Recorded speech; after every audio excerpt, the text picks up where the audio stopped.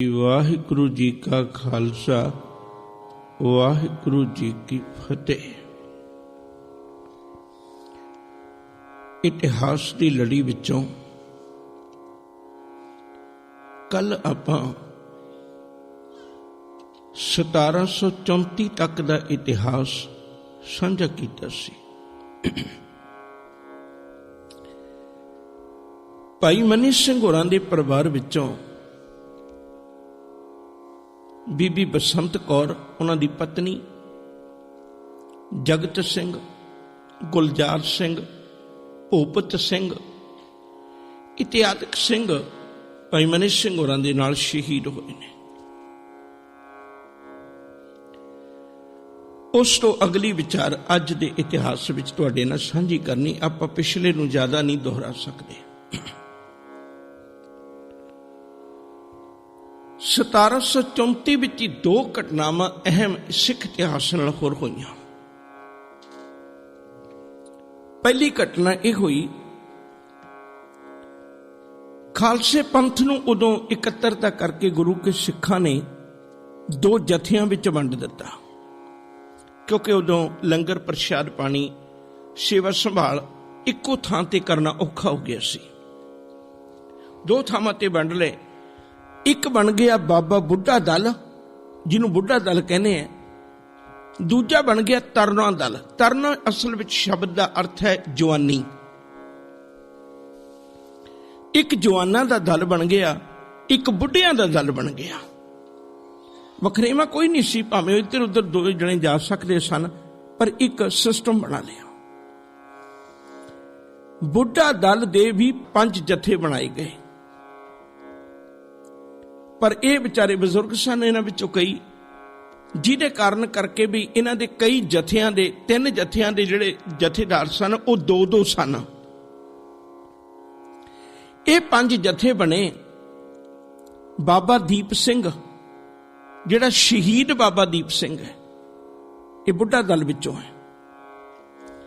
बाबा दीप सिंह ते भाई दसौंधा सिंह ये इको एक जथे दे वक्खो वखरे जथेदार ने। 2 जथे बने। एक जथे दे जथेदार बने भाई जीवन सिंह ते भाई बीर सिंह। ये जीवन सिंह वो नहीं जिहड़े बाबा जैता जी ने। तीजे जथे दे चौथे जथे दे जथेदार बने भाई कान सिंह ते भाई बनोद सिंह। 5वें जथे दे जथेदार बने भाई करम सिंह ते भाई धर्म सिंह। यह 5 जथे बुढ़े दल दे बने। तरना दल दे भी 5 जथेदार बने, पर इन्हां दी खूबी यह भी इको एक जथे दे इको एक जथेदार है। इन्हां विचों सुखा सिंह, श्याम सिंह, गुरदयाल सिंह, गुरबख्श सिंह। ये सुखा सिंह उहिओ है जिहड़ा माड़ी कंबोकी वाला है। अगे जाके आपां इहदी विचार करांगे, क्योंकि मसा रंगड़ नूं इहो सोध है। ये सुखा सिंह, श्याम सिंह, गुरदयाल सिंह, गुरबख्श सिंह, बाघ सिंह, ये 5 जथेदार उस वेले तरना दल दे बने। 1734 विच ये जथे बने 2। हुण तक सिख जिहड़े सन वो अपने तौर ते इकट्ठे तुरे आ रहे सन, पर सिस्टम बनाउणा औखा सी। इसने मगरों 1734 विच ही घटना होर घटी। इत्थे बहुत सियाणा जरनैल, दाना पुरख, बहुत सादी जीवन वाला ते गुरबाणी पक्षों बहुत गुरु की बाणी का आशिक सेवक भाई दरबारा सिंह। इन्हां ने ते भाई दरबारा सिंह ते नवाब कपूर सिंह ने, इन्हां ने दोनों ने रल के बैठ के जथे बनाए सन। मुखी यही सन, पर उदों भाना वरतिया यह सरदार दरबारा सिंह 1734 विच चढ़ाई कर गया। सिख जगत विच बड़ी सोग की लहर फैली सी उदों, क्योंकि दरबारा सिंह बड़ा सादा ते बहुत गुरु की बाणी की गहरी विचार का मालक सी। एक बारी मैं फिर बेनती करनी, कल भी अर्ज की सी, ये उहिओ दरबारा सिंह है जिहड़ा सब तो पहले नवाबी लैण लई तैयार नहीं सी होया। दरबारा सिंह अग्यों कही, हम नवाबी कब चह लही। ये नहीं अग्यों बचन आखे सन। ये दरबारा सिंह वो है ਭਾਈ ਨਾਨੂ ਸਿੰਘ ਦਿਲਵਾਲੀ, ਇਹਦਾ ਬਾਪੂ ਹੈ। ਇਹ ਭਾਈ ਨਾਨੂ ਸਿੰਘ ਦਿਲਵਾਲੀ ਇਹਦਾ ਬਾਪੂ ਹੈ, ਚਮਕੌਰ ਦੀ ਗੜੀ ਦਾ ਹੀ ਸ਼ਹੀਦ ਹੈ। ਮੈਂ ਸਿਰਫ ਇਸ ਲਈ ਬੇਨਤੀ ਕਰ ਰਿਹਾ ਵੀ ਸਿੱਖੀ ਦੀਆਂ ਦੇਖੋ ਕਿੰਨੀਆਂ ਜੜਾਂ ਡੂੰਘੀਆਂ ਸਨ ਇਹਨਾਂ ਲੋਕਾਂ ਦੇ ਨਾਲ। ਦਰਬਾਰਾ ਸਿੰਘ ਦਾ ਬੜਾ ਪ੍ਰਭਾਵ ਸੀ।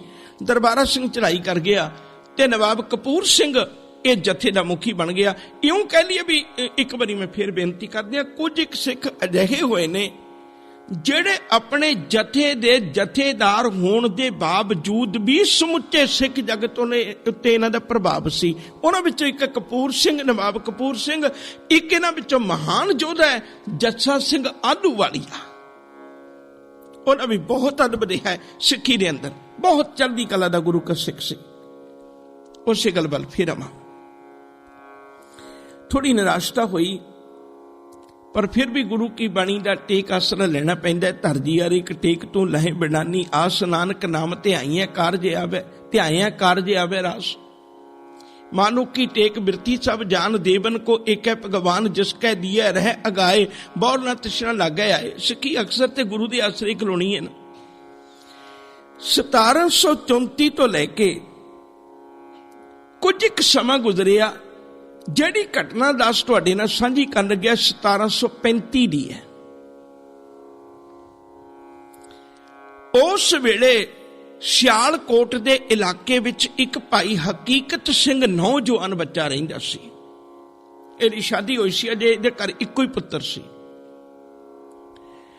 यह हकीकत सिंह बड़ा दाना सी।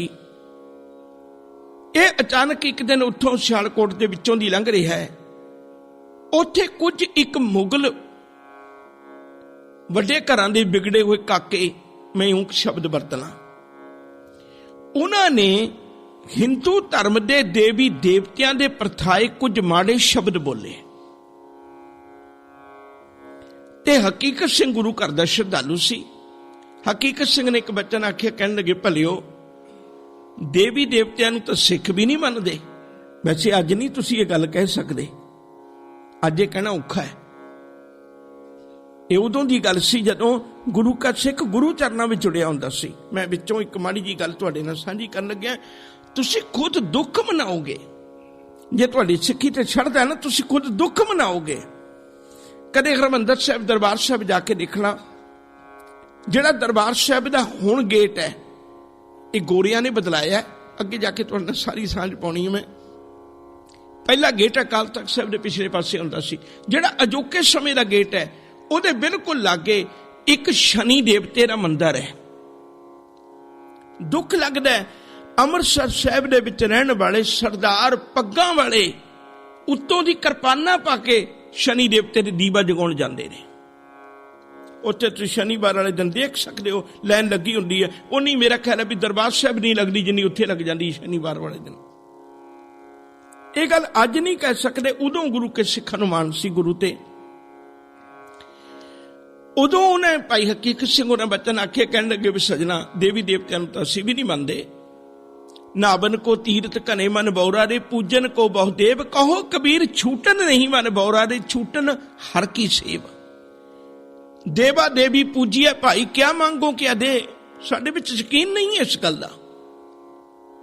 पर लेकिन फिर भी मैं तुहानूं एक बेनती करा भी तुसीं ने देवी देवतियां बारे गलत शब्द ना वरतो। मुगलों के लड़कियां नूं आखिया इन्हां बारे गलत शब्द ना वरतो, क्योंकि किसी के धर्म की तुहीन करना किसी को कोई हक नहीं है।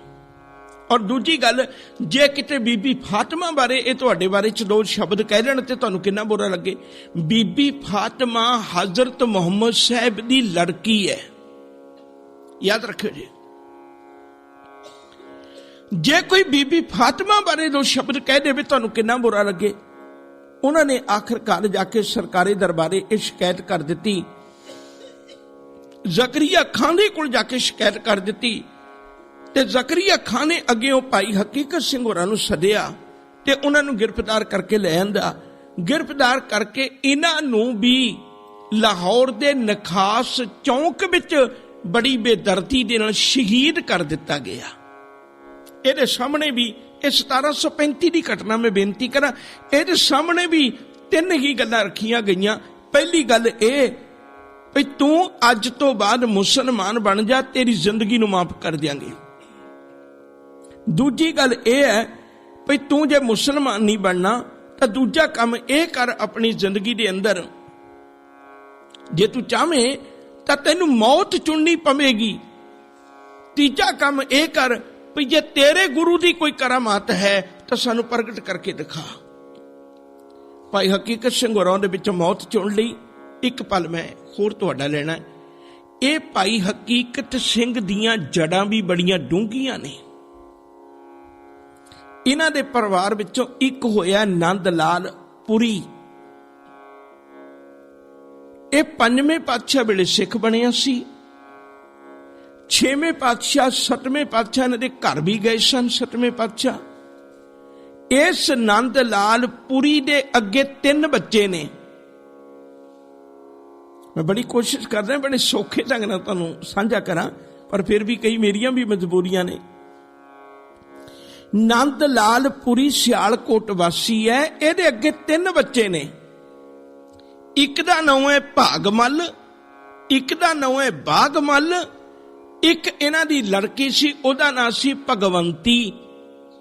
ਇਹੋ ਭਗਵੰਤੀ ਬਾਬਾ ਬੰਦਾ ਸਿੰਘ ਬਹਾਦਰ ਦੀ ਸੱਸ ਹੈ। ਮੈਂ ਇੰਨਾ ਖਿਲਾਰਾ ਨਹੀਂ ਪਾਉਣਾ, ਵਾਪਸ ਚਲੇ ਜਾਣਾ। ਇਹਦੇ ਹਕੀਕਤ ਸਿੰਘ ਦੇ 3 ਬੱਚੇ ਨੇ, ਬਾਗਮਲ, ਭਾਗਮਲ, ਭਗਵੰਤੀ, ਤੇ ਇਹਨਾਂ ਵਿੱਚੋਂ ਜਿਹੜਾ ਬਾਗਮਲ ਹੈ, ਬਾਗਮਲ ਦਾ ਪੁੱਤਰ ਹੈ ਹਕੀਕਤ ਸਿੰਘ। ਇਹਨਾਂ ਦੀਆਂ ਜੜਾਂ ਇੰਨੀਆਂ ਸਿੱਖੀ ਨਾਲ ਜੁੜੀਆਂ ਹੋਈਆਂ ਨੇ, ਪਰਿਵਾਰਾਂ ਦੇ ਪਰਿਵਾਰ ਨੇ ਜੁੜੇ ਹੋਏ। ਇਹ ਭਾਈ ਹਕੀਕਤ ਸਿੰਘ ਉਹਦਾ ਪੁੱਤਰ ਸੀ। ਪਿਤਾ ਨੇ, ਘਰਦਿਆਂ ਨੇ, ਸਾਰਿਆਂ ਨੇ ਇਸ ਗੱਲ ਦੀ ਖੁਸ਼ੀ ਮਨਾਈ ਕਿ ਸਾਡਾ ਪੁੱਤਰ ਸਿੱਖੀ ਤੋਂ ਕੁਰਬਾਨ ਹੋ ਗਿਆ, ਪਰ ਉਹ ਸਿੱਖੀ ਤੋਂ ਮਨੁੱਕਰ ਨਹੀਂ ਹੋਇਆ। ਇਹ 1735 ਦੀ ਘਟਨਾ ਹੈ। ਵਕਤ ਗੁਜ਼ਰਿਆ, ਗੁਰੂ ਕੇ ਸਿੱਖ ਜੰਗਲਾਂ ਵਿੱਚ ਤਾਂ ਰਹਿੰਦੇ ਸਨ ਵਿਚਾਰੇ। ਉਸ ਵੇਲੇ ਘਰਾਂ 'ਚ ਰਹਿਣ ਦਾ ਵਕਤ ਹੀ ਨਹੀਂ ਸੀ। ਇਵੇਂ ਵਿਚਰਦਿਆਂ ਹੋਇਆ ਜੰਗਲਾਂ ਦੇ ਵਿੱਚ ਕੁਝ 1 ਸਾਲ ਇਸ ਤਰ੍ਹਾਂ ਦੇ ਗੁਜ਼ਰੇ ਜਿਵੇਂ 1736, 37, 38। ਉਹਨਾਂ ਦਿਨਾਂ ਦੇ ਵਿੱਚ ਮੁਹੰਮਦ ਸ਼ਾਹ ਰੰਗੀਲਾ ਹੋਰ ਕਮਜ਼ੋਰ ਹੁੰਦਾ ਚਲਾ ਗਿਆ। ਉਹਦਾ ਨਿਜ਼ਾਮ, ਉਹਦਾ ਪ੍ਰਬੰਧ ਹੋਰ ਕਮਜ਼ੋਰ ਹੁੰਦਾ ਚਲਾ ਗਿਆ। ਮੈਂ ਕੁਝ ਇੱਕ ਇਤਿਹਾਸ ਹੁਣ ਦੂਜਿਆਂ ਦਾ ਸਾਂਝਾ ਕਰਨਾ, ਉਹ ਇਸ ਲਈ ਕਿਉਂਕਿ ਉਹਦੇ ਨਾਲ ਸਿੱਖਾਂ ਦਾ ਇਤਿਹਾਸ ਫਿਰ ਸਾਂਝਾ ਤਾਂ ਹੀ ਹੋ ਸਕਦਾ ਹੈ। ਮੁਹੰਮਦ ਸ਼ਾਹ ਰੰਗੀਲਾ ਜਦੋਂ ਬਹੁਤ ਕਮਜ਼ੋਰ ਹੋ ਗਿਆ ਤਾਂ ਇਹਦਾ ਇੱਕ ਵਜ਼ੀਰ ਹੁੰਦਾ ਸੀ, ਆਸਿਫ ਸ਼ਾਹ। ਆਸਿਫ ਸ਼ਾਹ ਨੇ ਦੇਖਿਆ ਵੀ ਇੱਥੇ ਸਾਰੇ ਆਪੋ ਆਪਣੀ ਮਰਜ਼ੀ ਕਰਨ ਲੱਗ ਪਏ ਤੇ ਮੇਰੀ ਕੋਈ ਬਹੁਤੀ ਪੁੱਛ ਪ੍ਰਤੀਤ ਨਹੀਂ ਰਹੀ। ਇਹਨੇ ਫਿਰ ਇੱਕ ਉਪਰਾਲਾ ਕੀਤਾ। ਉਦੋਂ ਨਾਦਰ ਸ਼ਾਹ ਨੂੰ ਇਹਨੇ ਸੁਨੇਹਾ ਭੇਜਿਆ ਵੀ ਤੂੰ ਆ ਕੇ ਇੱਥੇ ਹਮਲਾ ਕਰ, ਹਮਲਾ ਕਰਕੇ ਹਿੰਦੁਸਤਾਨ ਦੀ ਧਰਤੀ ਨੂੰ ਆਪਣੀ ਗੁਲਾਮ ਬਣਾ। ਹੁਣ ਨਾਦਰ ਸ਼ਾਹ ਕੌਣ ਹੈ? ਨਾਦਰ ਸ਼ਾਹ 1688 ਚ ਜੰਮਿਆ ਅਫਗਾਨਿਸਤਾਨ ਚ, ਤੇ ਇਹਨੇ ਥੋੜਾ ਜਿਹਾ ਸਮਾਂ ਗੁਜ਼ਰਿਆ।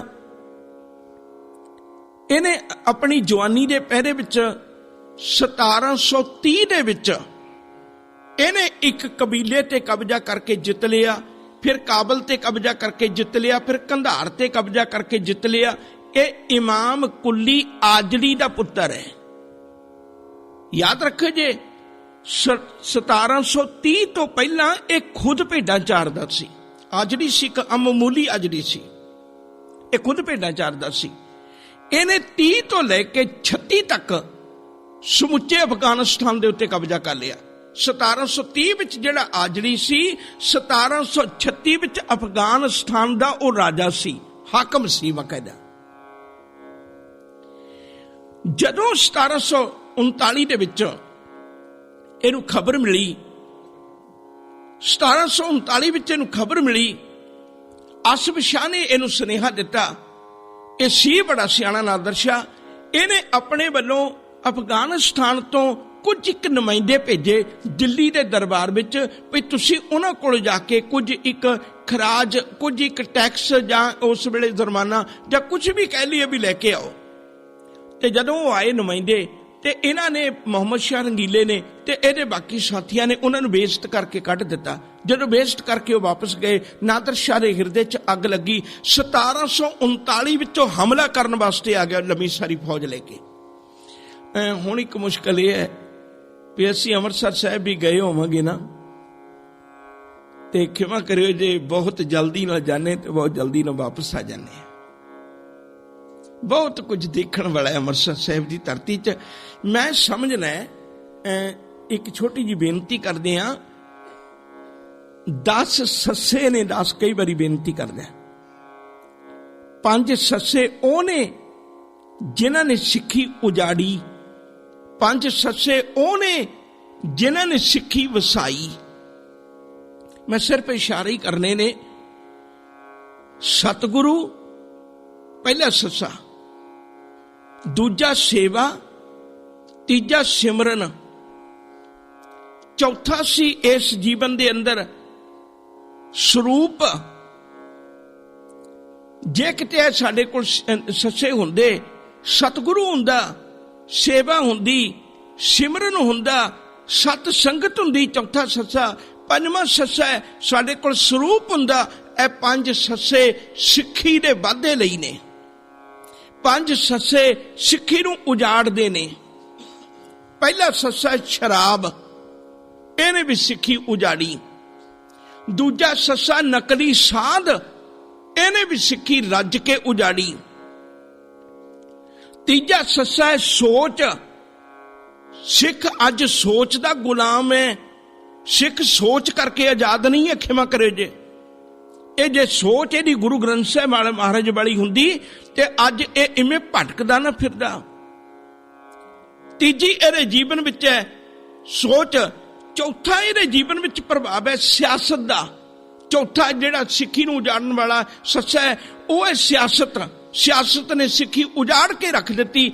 ਅਸੀਂ ਗੱਲਾਂ ਕਰੀ ਜਾਂਦੇ ਹਾਂ ਵੀ ਧਰਮ ਤੇ ਸਿਆਸਤ ਇਕੱਠੇ ਹੋਣੇ ਚਾਹੀਦੇ ਨੇ, ਪਰ ਜਿਨ੍ਹਾਂ ਥਾਵਾਂ ਤੇ ਇਕੱਠੇ ਹੋਣੇ ਚਾਹੀਦੇ ਨੇ ਅਸੀਂ ਉੱਥੇ ਸਿਆਸਤ ਨੂੰ ਬਚਾਉਣ ਵਾਸਤੇ ਧਰਮ ਦਾ ਓਟ ਆਸਰਾ ਲੈਂਦੇ ਹਾਂ। ਧਰਮ ਦੀ ਗੱਲ ਕਰਨ ਵਾਸਤੇ ਸਿਆਸਤ ਦਾ ਸਹਾਰਾ ਨਹੀਂ ਜੇ ਲੈਂਦੇ। ਨੰਬਰ 1 ਸ਼ਰਾਬ, ਨੰਬਰ 2 ਨਕਲੀ ਸਾਧ, ਨੰਬਰ 3 ਸੋਚ, ਨੰਬਰ 4 ਸਿਆਸਤ। ਇਹਨੇ ਸਾਡੀ ਸਿੱਖੀ ਉਜਾੜ ਕੇ ਰੱਖ ਦਿੱਤੀ। ਨੰਬਰ 5 ਹੈ ਸਰੂਪ।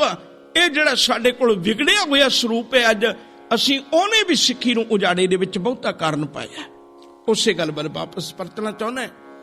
ਸਿਰਫ ਇਹ ਗੱਲ ਦੱਸਣ ਵਾਸਤੇ ਤੁਸੀਂ ਅੰਮ੍ਰਿਤਸਰ ਸਾਹਿਬ ਜਾਵੋ। ਚਲੋ ਜੇ ਨਹੀਂ ਵੀ ਪਾਕਿਸਤਾਨ ਗਏ ਤੇ ਕਮ ਸੇ ਕਮ ਉੱਥੇ ਖਲੋ ਕੇ ਤੁਸੀਂ ਇਹ ਤਾਂ ਵੇਖ ਕੇ ਆਓ ਨਾ ਵੀ ਇੱਧਰ ਹੈ ਲਾਹੌਰ। ਜਦੋਂ ਇਤਿਹਾਸ ਸਾਂਝਾ ਕਰੋਗੇ, ਕਿਉਂਕਿ ਲਾਹੌਰ ਨਾਲ ਸਾਡੀਆਂ ਬੜੀਆਂ ਗਹਿਰੀਆਂ ਸਾਂਝਾਂ ਨੇ, ਤੇ ਲਾਹੌਰ ਦਾ ਪਤਾ ਤੇ ਲੱਗ ਜਾਏਗਾ ਨਾ। ਹੁਣ ਜਦੋਂ ਨਾਦਰ ਸ਼ਾਹ ਆਉਂਦਾ ਹੈ ਉਹ ਲਾਹੌਰ ਦੇ ਵਿੱਚ ਹੀ ਨਿਕਲ ਕੇ ਆਉਣਾ ਉਹਨੇ। ਜਦੋਂ ਲਾਹੌਰ ਆਇਆ ਨਾਦਰ ਸ਼ਾਹ 1739 ਦੇ ਵਿੱਚ, ਤਾਂ ਉਦੋਂ ਜ਼ਕਰੀਆ ਖਾਂ, ਇਹ ਪਿੱਛੇ ਜ਼ਿਕਰ ਆ ਚੁੱਕਾ ਹੋਇਆ, 1726 ਤੋਂ 1745 ਤੱਕ ਉਹ ਰਹਿੰਦਾ, ਲਾਹੌਰ ਦਾ ਸੂਬੇਦਾਰ ਹੈ। ਉਹ ਜਦੋਂ 1739 ਵਿੱਚ ਨਾਦਰ ਸ਼ਾਹ ਆਇਆ ਤੇ ਉਸ ਵੇਲੇ ਜ਼ਕਰੀਆ ਖਾਨ ਨੇ 30 ਲੱਖ ਰੁਪਈਆ ਲੈ ਕੇ ਆਪਣਾ ਵਜ਼ੀਰ ਲਖਪਤ ਰਾਏ ਨਾਲ ਲੈ ਕੇ ਅੱਗਿਓਂ ਜਾ ਕੇ ਮਿਲ ਲਿਆ। ਉਹਨੂੰ ਜਾ ਕੇ ਕਹਿਣ ਲੱਗਿਆ ਵੀ ਤੂੰ ਲਾਹੌਰ ਨੂੰ ਉਜਾੜਨਾ, 30 ਲੱਖ ਰੁਪਈਆ ਲੈ ਲੈ।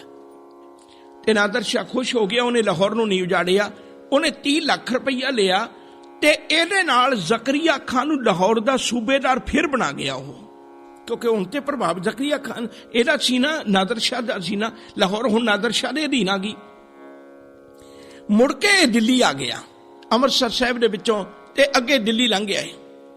ਹੁਣ ਜਦੋਂ ਇਹ ਦਿੱਲੀ ਗਿਆ, ਦਿੱਲੀ ਇਹਨੇ ਜਾਂਦੇ ਸਾਰ 9 ਜੂਨ 1739 ਨੂੰ, ਖਿਮਾ ਕਰੇ ਜੀ, 9 ਮਾਰਚ 1739 ਨੂੰ, 9 ਮਾਰਚ 1739 ਨੂੰ ਇਹ ਦਿੱਲੀ ਦੇ ਵਿੱਚ ਕਦਮ ਰੱਖਦਾ ਇੱਕ ਜੇਤੂ ਰੂਪ ਵਿੱਚ। ਮੁਹੰਮਦ ਸ਼ਾਹ ਰੰਗੀਲੇ ਨੂੰ ਇਹ ਬਚਨ ਕਹਿੰਦਾ ਵੀ ਤੂੰ ਮੈਨੂੰ 25 ਕਰੋੜ ਰੁਪਈਆ ਦੇ ਦੇ, ਮੈਂ ਤੈਨੂੰ ਕੁਛ ਨਹੀਂ ਕਵਾਂਗਾ। ਮੁਹੰਮਦ ਸ਼ਾਹ ਰੰਗੀਲੇ ਕੋਲ ਇੰਨਾ ਖਜ਼ਾਨਾ ਕੋਈ ਨਹੀਂ ਸੀ, ਪਰ ਉਹਨੇ ਖਜ਼ਾਨਿਆਂ ਦੇ ਮੂੰਹ ਖੋਲ ਦਿੱਤੇ ਵੀ ਜਿੰਨਾ ਤੇਰੇ ਕੋਲ ਲੁੱਟ ਹੁੰਦਾ ਤੂੰ ਲੁੱਟ ਲੈ ਜਾ, ਪਰ ਦਿੱਲੀ ਨੂੰ ਕੁਛ ਨਾ ਕਵੀਂ। ਉਸ ਵੇਲੇ ਇਹਨੇ 7 ਕਰੋੜ ਹੀਰੇ ਮੋਤੀ ਤੇ ਕੁਝ ਇੱਕ ਨਗਦ 7 ਕਰੋੜ ਇਹ ਲੁੱਟਿਆ ਤੇ ਇਹਦੇ ਨਾਲ ਚੇਤਾ ਰੱਖਿਓ, ਜੇ ਮੈਂ ਬੇਨਤੀ ਕਰਾਂ, ਇਹਨੇ ਇੱਕ ਤਖਤੇ ਤਾਊਸ, ਨਹੀਂ ਪਤਾ ਹੋਣਾ, ਮੈਂ ਥੋੜਾ ਜਿਹਾ ਇਸ਼ਾਰਾ ਕਰ ਦਿਆਂ। ਸ਼ਾਹਜਹਾਨ ਨੇ 1639 ਵਿੱਚ ਲਾਲ ਕਿਲ੍ਹਾ ਬਣਾਇਆ ਸੀ ਤੇ ਉਹਨੇ ਦੋ ਦਰਬਾਰ ਬਣਾਏ ਸਨ। ਇੱਕ ਦਰਬਾਰੇ ਆਮ, ਦਰਬਾਰੇ ਖਾਸ। ਜਿਹੜਾ ਦਰਬਾਰੇ ਖਾਸ ਸੀ ਉਹਦੇ ਵਿੱਚ ਆਪਣੇ ਬੈਠਣ ਵਾਸਤੇ ਤਖਤੇ ਤਾਊਸ ਬਣਾਇਆ ਸੀ ਨੇ, ਬਹੁਤ ਵੱਡਾ ਤਖਤ ਬਣਾਇਆ ਸੀ, ਉਹਦੇ ਉੱਤੇ ਖੁਦ ਬੈਠਦਾ ਸੀ। ਅੱਜ ਉਹਦਾ ਇਕੱਲਾ ਪੀੜਾ ਜਿਹਾ ਉੱਥੇ ਪਿਆ, ਬਾਕੀ ਤਖਤੇ ਤਾਊਸ ਉਹ ਲੁੱਟ ਕੇ ਲੈ ਗਿਆ ਸੀ ਨਾਦਰ ਸ਼ਾਹ।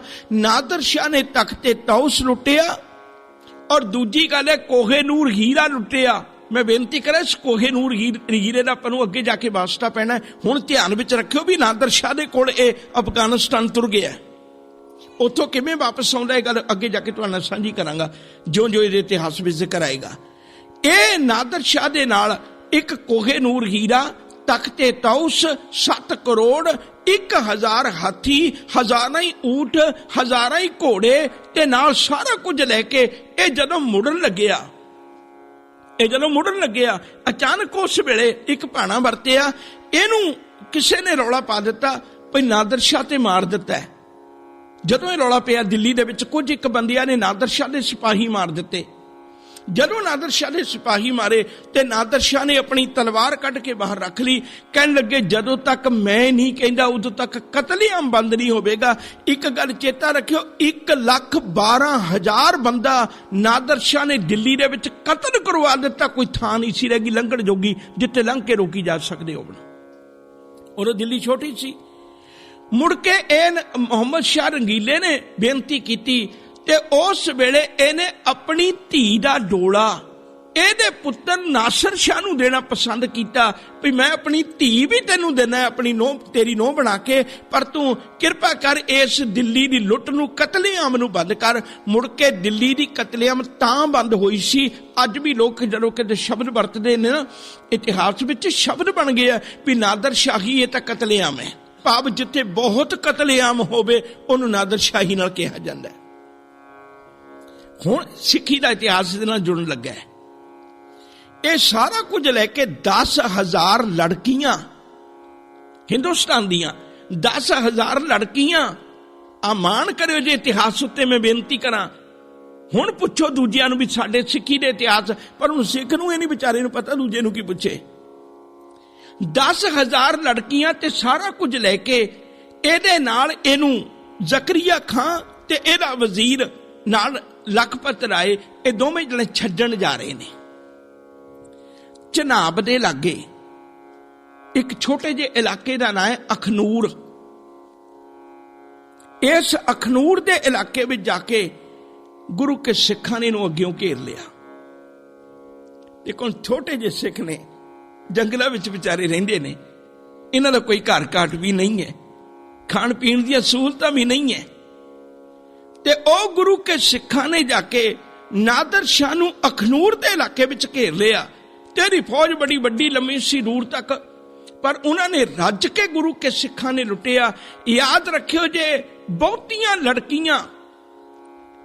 ਲੜਕੀਆਂ ਇਹਨਾਂ ਨੇ ਉਸ ਵੇਲੇ ਛੁਡਵਾਈਆਂ ਤੇ ਕੁਝ ਇੱਕ ਧਨ ਪਦਾਰਥ ਵੀ ਲੁੱਟਿਆ। ਜਦੋਂ ਇਹ ਸਾਰਾ ਕੁਝ ਲੁੱਟ ਕੇ ਨਾਦਰ ਸ਼ਾਹ ਨੂੰ ਸਾਰੀ ਗੱਲ ਦਾ ਪਤਾ ਲੱਗਿਆ, ਪਰ ਨਾਦਰ ਸ਼ਾਹ ਪਿੱਛਾ ਨਹੀਂ ਕਰ ਸਕਿਆ। ਸਾਰਾ ਕੁਝ ਕਰਕੇ ਜਦੋਂ ਵਾਪਸ ਆਉਂਦਾ, ਇਹ ਹੁਣ ਜ਼ਕਰੀਆ ਖਾਨ ਤੇ ਲਖਪਤ ਰਾਏ ਨੂੰ ਸਾਹਮਣੇ ਬਿਠਾ ਕੇ ਇੱਕ ਗੱਲ ਕਰਦਾ।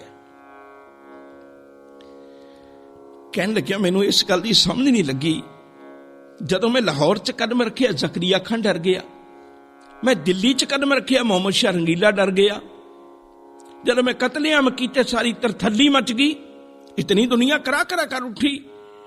ਪਰ ਇਹ ਲੋਕ ਕੌਣ ਨੇ ਜਿਹੜੇ ਮੇਰੇ ਇੰਨੇ ਡਰਾਉਣ ਦੇ ਬਾਵਜੂਦ ਮੈਨੂੰ ਆ ਕੇ ਰਸਤੇ 'ਚ ਘੇਰ ਲਿਆ? ਇਹ ਕੌਣ ਨੇ ਲੋਕ? ਇਹਨਾਂ ਨੂੰ ਮੇਰੇ ਤੋਂ ਕੋਈ ਡਰ ਨਹੀਂ ਲੱਗਿਆ। ਮੇਰੀ ਦਿੱਲੀ ਦੀ ਕਤਲੇਆਮ ਜਿਹੜੀ ਕੀਤੀ ਹੋਈ ਆ, ਉਹ ਕਈ ਸਦੀਆਂ ਤੱਕ ਲੋਕ ਯਾਦ ਰੱਖਣਗੇ। ਤੇ ਕੌਣ ਨੇ ਲੋਕ ਜਿਹੜੇ ਆ ਕੇ ਜਿਨ੍ਹਾਂ ਨੇ ਮੈਨੂੰ ਵੀ ਰਸਤੇ 'ਚੋਂ ਘੇਰ ਲਿਆ? ਉਸ ਵੇਲੇ ਜਿਹੜੀਆਂ ਗੱਲਾਂ ਜ਼ਕਰੀਆ ਖਾਂ ਤੇ ਨਾਦਰ ਸ਼ਾਹ ਇਹਨਾਂ ਦੋਨਾਂ ਦੀਆਂ ਸਾਂਝੀਆਂ ਹੋਈਆਂ, ਉਹਨੂੰ ਰਤਨ ਸਿੰਘ ਭੰਗੂ ਨੇ ਪੰਥ ਪ੍ਰਕਾਸ਼ ਵਿੱਚ ਲਿਖਿਆ। उन्होंने बच्चन लिखे ने बड़े प्यारे। नादर शाह ने एक गल पूछी। नादर कहया खानू आहे, खानू जकरिया खानू, नादर कहया खानू आहे, हमको लूटन हार बताहे। कहने लगे जिन्हें मैनू भी लुट लिया ना, ये मैनू दस कौन ने लोगे। मैं इन्हां बारे बहुत ने सुनिया। जिन लुट खायो हमरो राहू, मुल्क उसे की उड़ा देऊं सुआहे। कहने लगे जकरिया खां एक गल सच करके जानी, मैनू एक बारी दस दे लोग कौन ने। इन्हां दे मुल्क दी मैं सुआह भी उड़ा देंगा।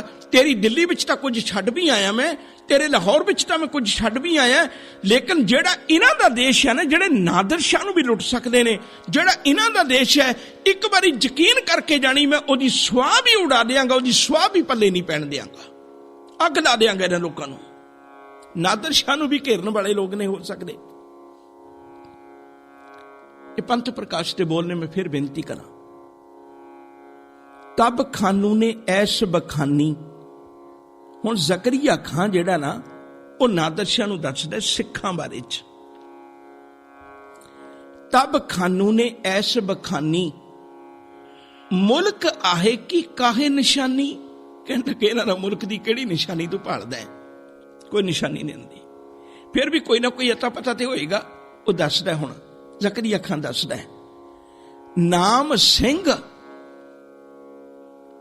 अज तो असी जात रखाउणी चंगा मान समझने, गुरु का सिंह लुगाउणा नहीं चंगा समझते। नाम सिंह बन मजहब खालसा, इन्हां दा मजहब जिहड़ा खालसा है। नाम सिंह बन मजहब खालसा, त्याग देत सब जगत लालसा। कमर जांगिया, कशहरी नूं कहंदा है, कमर जांगिया सिर पर पटका, पूरी गिलती बाना झटका। कहने लगे ए पर तिरिया ताई मात बखाने, चोरी यारी निंद ना ठाने। कहने लगे पराई इस्त्री नूं माता कहंदे ने, इत्थे ही बस नहीं, ए चोरी निंदा बिल्कुल भी अपने जीवन विच नहीं करदे। ए ऊंचे जीवन दे किरदार दे मालिक ने। 100 कोस भजे ही जय हैं।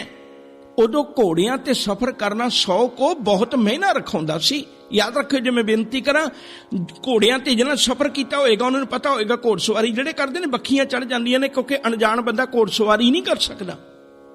100 को इक्को बारी सफर करना, एक बारी तुर के 100 को ते रुकना। मुगलों विचों केवल एक बाबर होया, मुगलों विचों केवल एक बाबर होया, नहीं तो बहुती बारी। या फिर अहमद शाह अब्दाली ने एक बारी 35 घंटे सफर किया सी इकट्ठियां।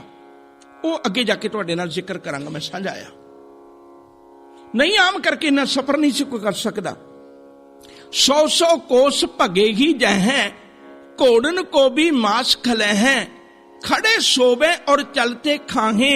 ये खड़े खड़े सौ जाते ने घोड़ियां दी काठियां ते ही, और चलते चलते खांदे ने। खड़े सोवे और चलते खाहे, बैठे नाही किसे गराहे। कहने लगे किसे पिंड विच भी नहीं बैठते, तू की इन्हां दा मुल्क हो जाएगा। हाड़ ना दिन पर पीवे पानी, सियाले अगन ना रखे निशानी।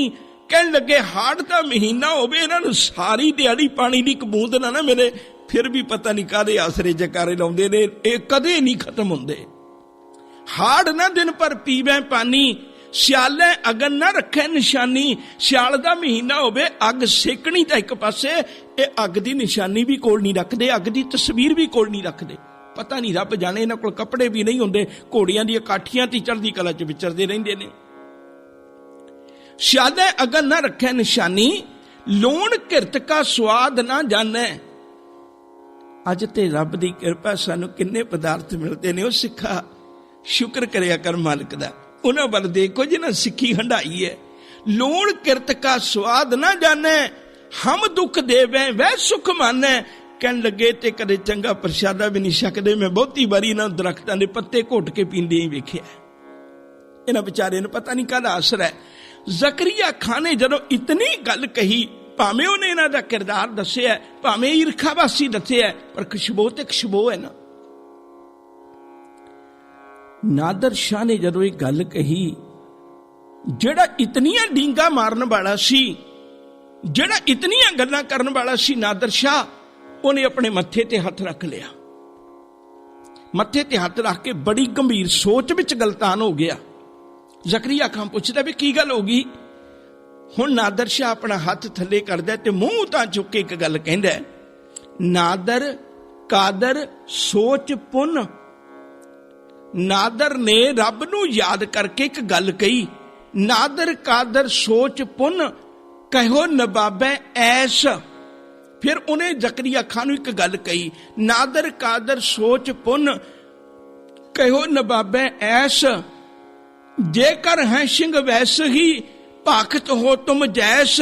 ਜੇਕਰ ਇਹ ਇਹੋ ਜਿਹੀ ਕਿਰਦਾਰ ਦੇ ਮਾਲਕ ਨੇ ਨਾ ਜਿਵੇਂ ਦਾ ਤੂੰ ਦੱਸਣਾ, ਕੁਛ ਦਿਨ ਕੋ ਸਿੰਘ ਮਾਰਤ ਹੋ ਤੁਮ ਆਪ ਹੀ ਆਪਨ ਪੈਰ ਕੁਠਾਰ। ਜੇ ਸਿੰਘ ਇਹੋ ਜਿਹੇ ਨੇ ਨਾ ਜਿਹੋ ਜਿਹੇ ਤੂੰ ਦੱਸੇ ਨੇ, ਫਿਰ ਤੁਸੀਂ ਆਪਣੇ ਪੈਰਾਂ ਤੇ ਆਪੇ ਹੀ ਕੁਹਾੜਾ ਮਾਰ ਰਹੇ ਹੋ, ਫਿਰ ਕੋਈ ਬੋਲੀ ਗੱਲ ਨਹੀਂ। ਮਾਰਤ ਹੋ ਤੁਮ ਆਪ ਹੀ ਆਪਨ ਪੈਰ ਕੁਠਾਰ। ਕੁਛ ਦਿਨ ਕੋ ਸਿੰਘ ਹੋਏਗੇ ਭੂਪਤ ਮੁਲਕ ਮਝਾਰ। ਕਹਿਣ ਲੱਗੇ ਕੁਝ ਸਮੇਂ ਤੋਂ ਬਾਅਦ ਚੇਤਾ ਰੱਖਿਓ ਜੇ ਸਿੱਖ ਜਿਹੜੇ ਨੇ ਨਾ ਉਹ ਇਸ ਦੁਨੀਆ ਦੇ ਉੱਤੇ ਰਾਜੇ ਬਣ ਜਾਣਗੇ, ਜੇ ਇਸੇ ਤਰ੍ਹਾਂ ਇਹਨਾਂ ਨੇ ਕਿਰਦਾਰ ਸੰਭਾਲ ਕੇ ਰੱਖਿਆ। ਬਦਕਿਸਮਤੀ ਹੈ, ਫੁੱਟ ਨੇ ਸਿੱਖੀ ਲੁੱਟ ਲਈ, ਫੁੱਟ ਨੇ ਸਿੱਖੀ ਲੁੱਟ ਲਈ। ਕਹਿਣ ਨੂੰ ਤੇ ਕੋਈ ਫਰਕ ਨਹੀਂ ਪੈਂਦਾ। ਮੈਂ ਇੱਕ ਛੋਟਾ ਜਿਹਾ ਇਸ਼ਾਰਾ ਹੋਰ ਕਰਨ ਲੱਗਾ। ਇੱਕ ਤਾਂ ਸਾਡੀ ਕੌਮ ਭਾਵਕ ਬੜੀ ਹੈ, ਬਹੁਤ ਥੋੜਾ ਜਿਹਾ ਇਸ ਗੱਲ ਬਾਰੇ ਖਿਆਲ ਕਰੇ। ਮੈਂ ਬੇਨਤੀ ਕਰਾਂ, ਹੁਣ ਅੱਜ ਕੱਲ ਹਿੰਦੁਸਤਾਨ ਦੇ ਵਿੱਚ ਚੱਲ ਰਿਹਾ, ਹੁਣ ਪੰਜਾਬ ਦੇ ਵਿੱਚ RSS ਨੇ ਜਾਂ ਸਰਕਾਰੀ ਚੰਦ ਬੰਦਿਆਂ ਨੇ ਸੰਤ ਜਰਨੈਲ ਸਿੰਘ ਭਿੰਡਰਾਂਵਾਲੇ ਦੀਆਂ ਫੋਟੋਆਂ ਛਪੀਆਂ ਹੋਈਆਂ ਤੇ ਚੰਦ ਕੁ ਟੀ-ਸ਼ਰਟਾਂ ਕੱਢ ਦਿੱਤੀਆਂ। ਉਹਨਾਂ ਲਾ ਲੀਆਂ ਭਈ ਅਸੀਂ ਤੁਹਾਡੇ ਤੇ ਪਾਬੰਦੀ ਚੁੱਕਦੇ ਹਾਂ, ਤੁਸੀਂ ਲਾ ਲਓ। ਤੇ ਮੇਰੇ ਵਰਗੇ ਬੇਵਕੂਫਾਂ ਨੇ, ਮੈਂ ਸ਼ਬਦ ਵਰਤਣ ਲੱਗਿਆ ਖਿਮਾ ਕਰੇ ਜੇ ਮੈਨੂੰ, ਕਿਉਂਕਿ ਅਸੀਂ ਸਿੱਖੀ ਉਜਾੜ ਰਹੇ ਹਾਂ ਆਪ। ਉਹਨਾਂ ਲੋਕਾਂ ਨੇ ਕੱਢ ਕੇ ਟੀ-ਸ਼ਰਟਾਂ ਪਾ ਲੀਆਂ ਬੇਅੰਤ। ਹੁਣ ਉਹਨਾਂ ਦੇ ਜਿਹੜੇ ਆਪਣੇ ਬੰਦੇ ਨੇ ਉਹ ਤਾਂ ਉਹਨਾਂ ਨੇ ਗਿਣ ਲੈਣੇ ਨੇ, ਜਿਹੜੇ ਸਾਡੇ ਵਰਗੇ ਨੇ ਪਾਈਆਂ ਨੇ ਭਾਵਕ ਹੋ ਕੇ, ਉਹਨਾਂ ਘਰ ਚੁਣ ਲੈਣੇ ਨੇ ਵੀ ਇਹ ਘਰ ਨੇ ਜਿਨ੍ਹਾਂ ਵਿੱਚ ਸਿੱਖੀ ਦੀ ਸੋਚ ਹਜੇ ਵੀ ਜਿਉਂਦੀ ਹੈ। ਔਰ ਉਹਨਾਂ ਟੀ-ਸ਼ਰਟਾਂ ਨੇ, ਕੱਲੀਆਂ ਟੀ-ਸ਼ਰਟਾਂ ਨੇ ਕੀ ਕਰਨਾ ਤੁਸੀਂ ਆਪ ਸੋਚੋ। ਉਹਨਾਂ ਕੱਲੀਆਂ ਟੀ-ਸ਼ਰਟਾਂ ਨੇ ਕੱਲ ਸਿੱਖੀ ਨੂੰ ਉਜਾੜਨਾ ਹੈ।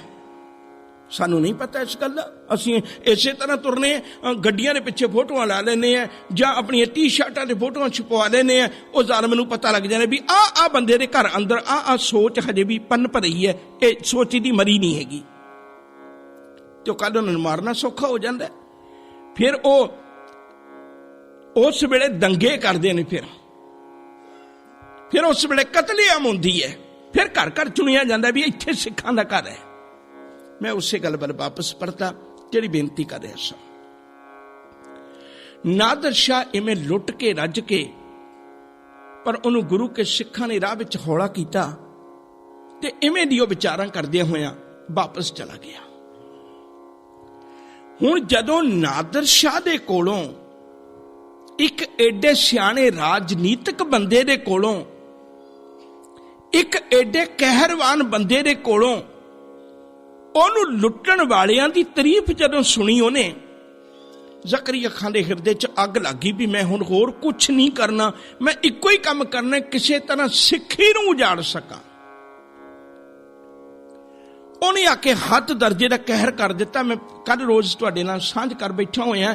ਜ਼ਕਰੀਆ ਖਾਨ ਨੇ ਤਖਤ ਤੇ ਬੈਠਦਿਆਂ ਸਾਰੀ, ਸੂਬੇਦਾਰ ਬਣਦਿਆਂ ਸਾਰੀ 20,000 ਦੀ ਇੱਕ ਗਸ਼ਤੀ ਫੌਜ ਬਣਾਈ ਸੀ, ਜਿਹਦੇ ਵਿੱਚੋਂ 10,000 ਉਹਨੇ ਲੋਕਾਂ ਦੇ ਲਈ ਸ਼ਿਕਾਰ ਕਰਨ ਵਾਸਤੇ ਭੇਜੇ ਸਨ, 10,000 ਉਹ ਆਪਣੇ ਕੋਲ ਰੱਖਦਾ ਸੀ। ਇਹਦੇ ਵਿੱਚੋਂ ਕੁਝ ਇੱਕ ਫੌਜ ਉਹਨੇ ਲਖਪਤ ਰਾਏ ਦੇ ਅਧੀਨ ਕਰ ਦਿੱਤੀ।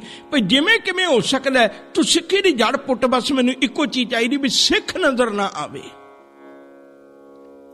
ਹੁਣ ਜਦੋਂ ਹਰ ਪਾਸੇ ਮੈਂ ਕਹਿਰ ਹੋਣ ਲੱਗ ਪਿਆ ਤੇ ਗੁਰੂ ਕੇ ਸਿੱਖ ਜਿਹੜੇ ਵਿਚਾਰੇ ਸਨ ਉਹ ਜੰਗਲਾਂ ਵਿੱਚ ਫਿਰ ਛੁਪ ਗਏ। ਹੋਰ ਕੀ ਹੋ ਸਕਦਾ ਸੀ। ਪਰ ਇੱਕ ਗੱਲ ਚੇਤਾ ਰੱਖਿਓ, ਮੈਂ ਹੱਥ ਜੋੜ ਕੇ ਤੁਹਾਡੇ ਚਰਨਾਂ ਵਿੱਚ ਕਹਿਣ ਲੱਗਾ ਹੈ, ਜਦੋਂ ਮੈਂ ਖੁਦ ਇਤਿਹਾਸ ਪੜ੍ਹਦਾ ਤੇ ਮੈਂ ਹੈਰਾਨ ਹੋ ਜਾਂਦਾ। ਕੋਈ ਸਿੱਖ ਚੋਰੀ ਆਪਣੇ ਮਾਂ-ਬਾਪਾਂ ਦੀ ਖਬਰ ਲੈਣ ਨਹੀਂ ਸੀ ਜਾਂਦਾ। ਕੋਈ ਸਿੱਖ ਚੋਰੀ ਆਪਣੇ ਘਰ ਨੂੰ ਨਹੀਂ ਸੀ ਦੇਖਣ ਜਾਂਦਾ। ਕੋਈ ਸਿੱਖ ਚੋਰੀ ਆਪਣੀ ਫਸਲ ਬਾੜੀ ਦੇਖਣ ਨਹੀਂ ਸੀ ਜਾਂਦਾ। माल पशु नहीं सी देखण जांदा, घर परिवार नहीं सी देखण जांदा। लेकिन सिख नूं जदों कदे वक्त मिलदा सी, वो चोरी हरमंदर साहिब इशनान जरूर करन जांदा सी, क्योंकि हरमंदर साहिब सिक्खी दी जिंद जान रही है। ਜ਼ਕਰੀਆ ਖਾਨ ਨੂੰ इस गल का पता सी भाई रब जाने हरमंदर साहिब अंदर की है। ये जदों हरमंदर साहिब नूं देख आउंदे ने ना, ये जदों हरमंदर साहिब च इशनान कर आउंदे ने ना, इन्हां नूं मौत तो मूल नहीं डर लगदा, मौत नूं मखौलां करन लग पैंदे ने। पता नहीं इन्हां च किन्नी क जान आ जांदी है। फिर ये एक एक कईयां कईयां ते भारू हो जांदा है। उन्हां दिनां विच दो गुरु के सिख, उन्हां दिनां विच दो गुरु के सिख, ये मैं फिर एक बेनती करदी हां। 25 मई 1739 नूं नादर शाह वापस परतिया सी, सिर्फ 1 महीने की घटना है। 27 जुलाई, ये 2 महीने की घटना है। 27 जुलाई 1739 दे विच ही बोता सिंह ते गरजा सिंह, ये दोवें जने नूरदीन दी सरां दे कोल अमृतसर साहिब तो इशनान करके परत रहे सन। याद रखण जोग बात है, मैं हाथ जोड़ के बेनती करा, हरमंदर साहिब दे अंदर उदों प्रकाश नहीं सी हुंदा। कई थावां ते असीं बाहली कट्टड़ताई करन लग पैने हैं, जिवें धन गुरु ग्रंथ साहिब जी दा सुखासन हो जाए ते कोई भुल्लड़ बंदा इत्थे मत्था टेक देवे। वैसे कोशिश करो गुरु ग्रंथ साहिब नूं मत्था टेकिया जाए, पर जे इत्थे किसी ने टेक भी दिता, कहर नहीं है, कहर नहीं है।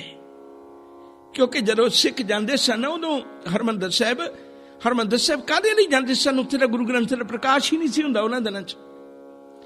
पर सिख उस थां नूं देखण जांदे सन जिहनूं गुरु आखदा है, डिठे सवे थाम नहीं तुध जिहा। अज ते सिक्खी दे विच इह भी कलेश खड़ा हो गया। सब तो पहले ही हरमंदर साहिब दी नकल कीती सी बाबे पिरथी चंद ने खेहर पिंड विच लाहौर दे लागे। फिर दोबारे नकल कीती हरमंदर साहिब दी संत नार सिंह, मैं संत शब्द नहीं वरतना चाहता पर तां कहना चाहना है क्योंकि उहदी पछाण हो जाए। बाबा नार सिंह ने मलेशिया दे विच दूजी बारी हरमंदर साहिब बनाया सी। तुसीं अज भी babek.com पा के देखो, तुहानूं पता लग जाएगा। मलेशिया च बने पहली बारी। फिर उस तो बाद चीमा पिंड दे विच बनिया हरमंदर साहिब। लेकिन साडी कौम इतनी कू गरक चुकी है, ये ना सच नूं सच कह के राजी है, ना किसी को तमन्ना है भी असीं कूड़ नूं कूड़ ते कह सकीए। जिहड़ी गल नहीं हो सकदी, नहीं हो सकदी। डिठे सबे थाम नहीं तुत जिहा, बदो पुरख विधाते तां तू सोया। नहीं इस गल ते पहरा दे दे। उस वेले गुरु के सिख इशनान करके अमृतसर साहिब की पवित्र धरती तो जिथे जाए बह मेरा सतगुरु, सो थान सुहावा राम राजे। जे केवल बैठण नाल गल होवे ते मुड़ के असीं उस बेरी की कदर क्यों करिए? उत्थे तो गुरु इको दिन बैठा सी। मुड़ के उह रीठियां की कदर क्यों करिए? उत्थे गुरु इको ही दिन बैठा सी, चला गया उत्थों ते। पर नहीं, जिथे जिथे भाई गुरदास जी आखते ने, जिथे बाबा पैर धरे पूजा आसन थापन सोआ। असीं ते गुरु नूं जान ही ना सके। गरीब नवाज दी शोह नाल प्राप्त होए श्री सचखंड श्री हरमंदर साहिब।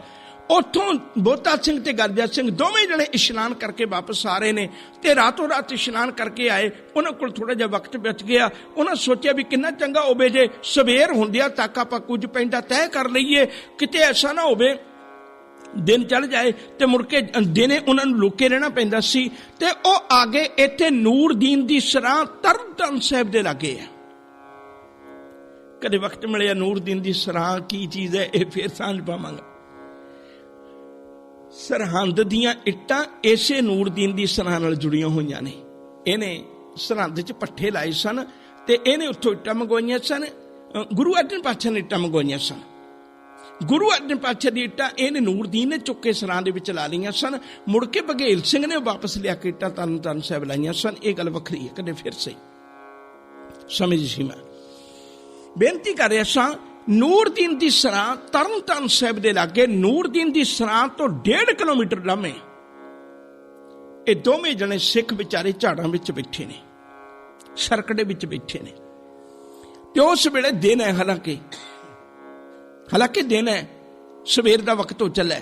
ਉਸ ਵੇਲੇ ਦੋ ਰਾਹੀ ਉੱਥੋਂ ਦੀ ਲੰਘੇ ਤੇ ਉਹਨਾਂ ਵੇਖਿਆ ਵੀ ਇੱਥੇ ਥੋੜੀ ਸਰਕੜਾ ਹਿੱਲ ਰਿਹਾ ਤੇ ਝਾੜ ਝੁੰਡ ਹਿੱਲ ਰਹੇ। ਉਹ ਦੋਵੇਂ ਜਣੇ ਡਰ ਗਏ, ਡਰੇ ਹੋਏ ਬਚਨ ਕਹਿੰਦੇ ਵੇਖੀ ਯਾਰ ਕਿਤੇ ਇੱਥੇ ਸਿੱਖ ਨਾ ਹੋਵਣ। ਉਹ ਦੂਜਾ ਕਹਿਣ ਲੱਗਾ ਵੀ ਸਿੱਖ ਕਿੱਥੇ, ਸਿੱਖ ਦਾ ਤਾਂ ਨਾਮੋ ਨਿਸ਼ਾਨ ਨਹੀਂ, ਤੂੰ ਇਸ ਗੱਲੋਂ ਨਾ ਡਰ, ਕੋਈ ਜਾਨਵਰ ਹੋਵੇਗਾ ਵੈਸੇ ਇੱਥੇ ਬੈਠਾ, ਤੂੰ ਫਿਕਰ ਨਾ ਕਰ, ਤੂੰ ਇਸ ਗੱਲੋਂ ਨਾ ਡਰ। ਹਾਲਾਂਕਿ ਉਹ ਜਾਨਵਰ ਤੋਂ ਨਹੀਂ ਸਨ ਡਰਦੇ, ਜਿਹਨੇ ਸਿੱਖਾਂ ਤੋਂ ਡਰਦੇ ਸਨ। ਉਹਨੇ ਬਚਨ ਆਖੇ, ਕਹਿਣ ਲੱਗੇ ਸਿੱਖ ਨਹੀਂ ਹੋ ਸਕਦਾ। ਉਸ ਵੇਲੇ ਦੂਜਾ ਪੁੱਛਿਆ ਸਿੱਖ ਕਿਉਂ ਨਹੀਂ ਹੋ ਸਕਦਾ? ਕਹਿਣ ਲੱਗੇ ਸਿੱਖਾਂ ਦਾ ਖੁਰਾ ਖੋਜ ਮਿਟਾ ਦਿੱਤਾ, ਕਦੇ ਕਿਸੇ ਦੇ ਘਰੋਂ ਮਿਲ ਸਕਦੀ ਹੈ ਤਾਂ ਸਿੱਖ ਦੀ ਤਸਵੀਰ ਮਿਲ ਸਕਦੀ ਹੈ, ਇਦੋਂ ਮੈਂ ਤਾਂ ਕੁਛ ਨਹੀਂ। ਬੋਤਾ ਸਿੰਘ ਗਰਜਾ ਸਿੰਘ ਨੇ ਉਸੇ ਵੇਲੇ ਬਾਹਰ ਨਿਕਲੇ ਤੇ ਉਹਨਾਂ ਨੂੰ ਹੱਥ ਜੋੜ ਕੇ ਬਚਨ ਕੀਤਾ ਵੀ ਤੁਹਾਨੂੰ ਅਸੀਂ ਕੁਛ ਨਹੀਂ ਕਹਿੰਦੇ, ਪਰ ਸਾਨੂੰ ਦੱਸੋ ਵੀ ਲੋਕਾਂ 'ਚ ਕੀ ਗੱਲ ਫੈਲ ਗਈ। ਉਹਨਾਂ ਨੇ ਪੁੱਛਿਆ ਤੇ ਉਹਨਾਂ ਦੱਸਿਆ ਵੀ ਇਸ ਵੇਲੇ ਲੋਕਾਂ 'ਚ ਗੱਲ ਫੈਲ ਗਈ ਵੀ ਕੋਈ ਸਿੱਖ ਦੁਨੀਆ ਵਿੱਚ ਨਹੀਂ ਹੈ, ਸਿੱਖ ਖਤਮ ਕਰ ਦਿੱਤੇ ਨੇ ਜ਼ਕਰੀਆ ਖਾਂ ਨੇ।